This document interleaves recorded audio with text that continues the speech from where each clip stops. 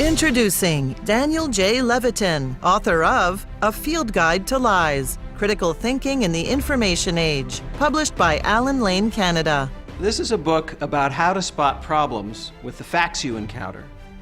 Problems that may lead you to draw the wrong conclusions.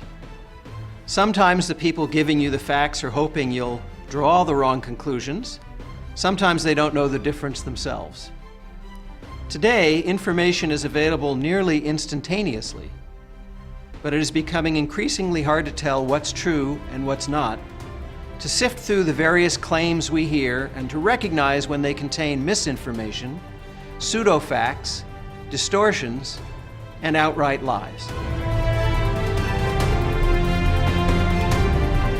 The reason I wrote the book is that for the last 15 years, my day job has been teaching young scientists, and I realize there's a whole bunch of stuff about critical thinking that they haven't learned. We've failed a generation of students who think that everything they read on the internet must be true or they wouldn't allow it up there.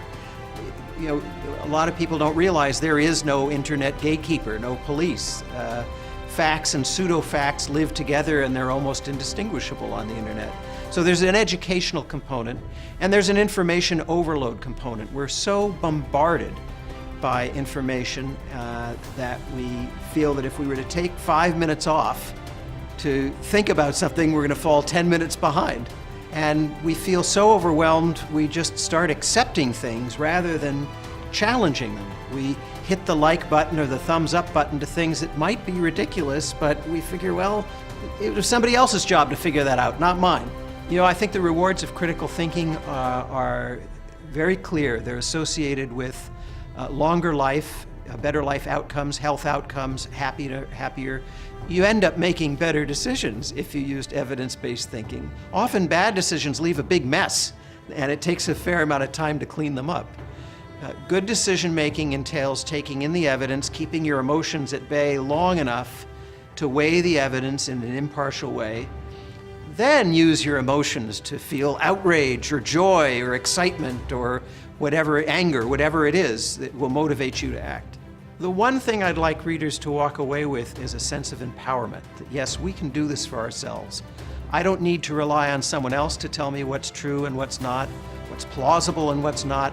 I have the tools to do it, and it doesn't take that much time. In a minute or two, I can do a quick sort on a whole bunch of claims and figure out whether they're likely to be true or likely not to be.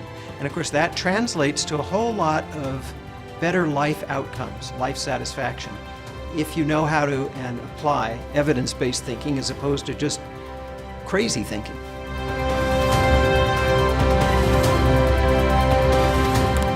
A Field Guide to Lies, Critical Thinking in the Information Age, published by Allen Lane, Canada.